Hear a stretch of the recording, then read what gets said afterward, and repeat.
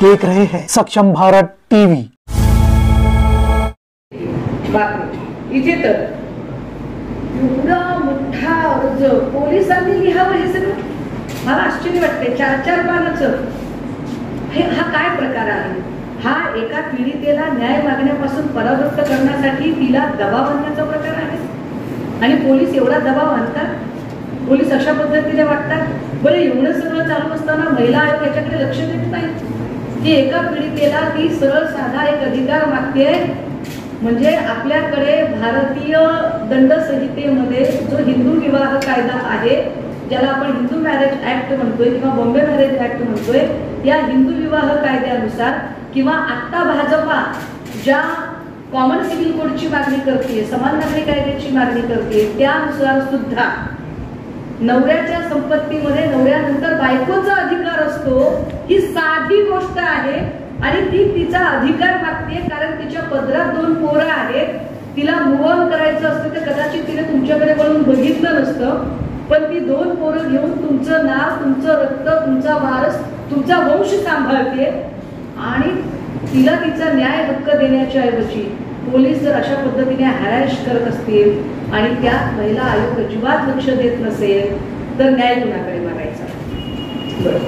पुढे काय आहे? 18/6/2024 प्रति श्रीमती प्रिया फुके आपणास याद्वारे कळवण्यात येते की पोलीस आयुक्त सो नागपूर शहर यांच्या कार्यालयात रोजी गैर अर्जदार रमेश फुके इतर 4 यांच्या विरुद्धला तक्रारी अर्ज पुढील चौकशी। किती वेळा चौकशी करतात?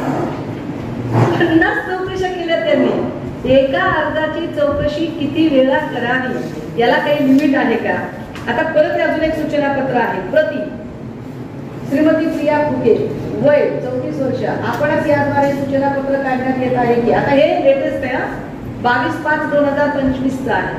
22/5/2025 म्हणजे 22 मे अगदी या महिन्यातला अलीकडच्या काळातला आहे। परत एकदा त्यांना चौकशीला बोलावले, रोज चौकशीला बोलावल्यावर हजर राहायचं। आपल्या पोराबाळांची कोणाची शाळा आहे, कोणाची टेस्ट आहे, कोणाचं होमवर्क आहे, कोणाचं ट्युटोरियल आहे, कोणाचा आजार पण आहे, ह्या लेकरांना तशाच अवस्थेमध्ये सोडायचं आणि पोलीस स्टेशनला पळायचं। काय एवढंच काम शिल्लक आहे? हेही नसे थोडके एवढं करून पोलिसांनी पुढे केले काय? तर याच्यामध्ये एक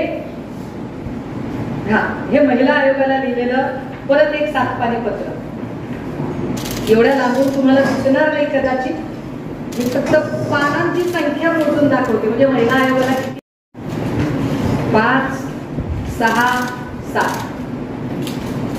एवढं लिहून आणि तरीही महिला आयोगाने ह्याच्यात सगळ्या प्रकारे पोलीस कशा पद्धतीने हॅरॅश करत आहेत, व्यवस्था कसा त्रास देत आहे, या सगळ्यांचं एवढं डिटेलिंग केल्यानंतरही याच्यात महिला आयोगाने काहीही लक्ष दिलं नाही। विशेष ही बाब सत्ताधाऱ्यांच्या कुटुंबातली बाब आहे, हे फार विशेष आहे। हे अधोरेखित करण्यासारखं आहे की ही सर्वसामान्य कुटुंबातली केस नाहीये, ही सत्ताधाऱ्यांच्या कुटुंबातल्या पीडित महिलेची केस आहे। जर सत्ताधारी आपल्याच कुटुंबातल्या महिलेला न्याय देत नसतील तर बाहेरच्या महिलांना लाडकी बहिणीची नुसती जाहिरात करून काय उपयोग आहे? असं उसणं अवसान आणण्यात काय अर्थ आहे?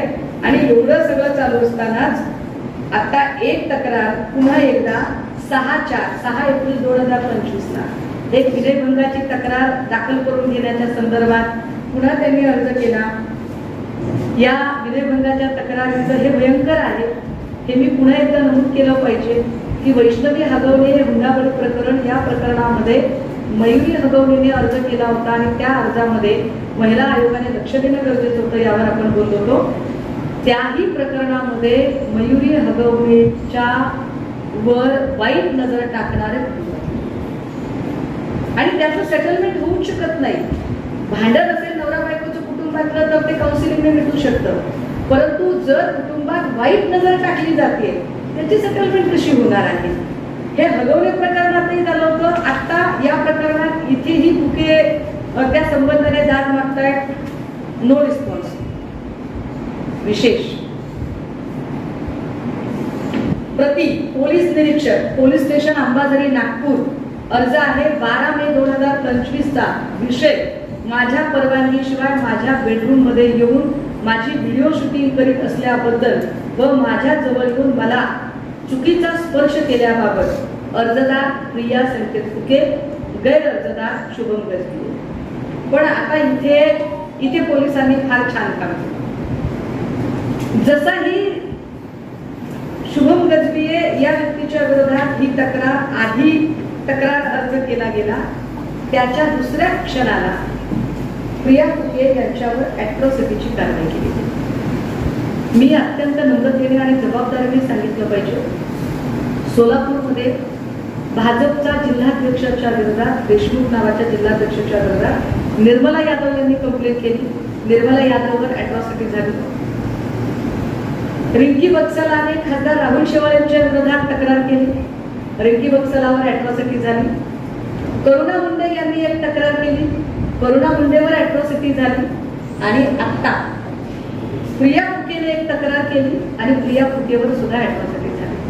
खरं तर अॅट्रॉसिटी हा आम्हाला विश्वरत्न डॉक्टर बाबासाहेब आंबेडकरांनी हा म्हणजे महत्वाचा कायदा सगळा हा तयार करताना एक महत्वाचं कलम जे 17 लिहिलं होतं, ज्या 17मध्ये भेदभावाला प्रतिबंध करण्यासाठी आणि माणसाला माणूस म्हणून जगण्यासाठीचा अधिकार मिळण्यासाठीच हे कलम, ज्याच्यानुसार 1989 आपल्याकडे कायदा झाला.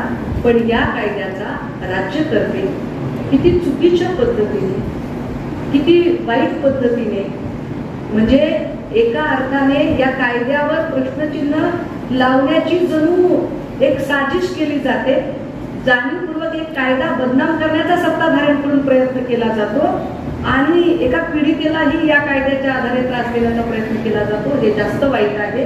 या सगळ्या संबंधाने जेव्हा आम्हाला कळलं की अशा पद्धतीने त्या एकाकी लढत आहेत आणि त्यांनी व्हिडिओत सांगितलं की माझी एकटीची लढाई आहे, कोणाची हिंमत आहे का माझ्यासोबत उभी राहायची, तर होय आमची हिंमत आहे तुमच्यासोबत उभी राहायची. आम्हाला याची कल्पना आहे की तुम्ही भाजप सारख्या सत्ताधारी कुटुंबातल्या आहात. आम्हाला याची कल्पना आहे की कुटुंब एक असतं, पाण्यात काठी मारल्याने पाणी फुटत नाही उद्या, आणि तुम्ही ते एक राहावं, फुके फॅमिली एकत्र राहावी. किंबहुना उद्या परिणय फुकेंना वाटलं की नाही माझी बहिणी माझ्यासोबत राजकारणात येणार आहे, तर तुम्ही अगदी भाजपमध्ये सुद्धा तुम्ही राजकारण करावं. आमच्या शुभेच्छा, त्याची नाही. इथे हा विषय फक्त एक बाई म्हणून बाईपणाच्या संवेदना समजून घेण्यासाठी म्हणून मांडलेला आहे. आणि तिथे प्रिया फुके यांना न्याय मिळायला हवा, त्यांच्यावरच्या एकूण अन्यायाची. आणि ज्या पद्धतीने म्हणजे परिणय फुके हे खरं तर देवाभाऊंचे फार जवळचे आहेत आणि परिणय फुकेंकडून आम्हाला हे अपेक्षित नाहीये. उलट परिणय फुके सारख्या माणसांनी इतक्या छोटा विचार करू पण नये त्या संपत्ती आणि या सगळ्या गोष्टींच्या संदर्भाने.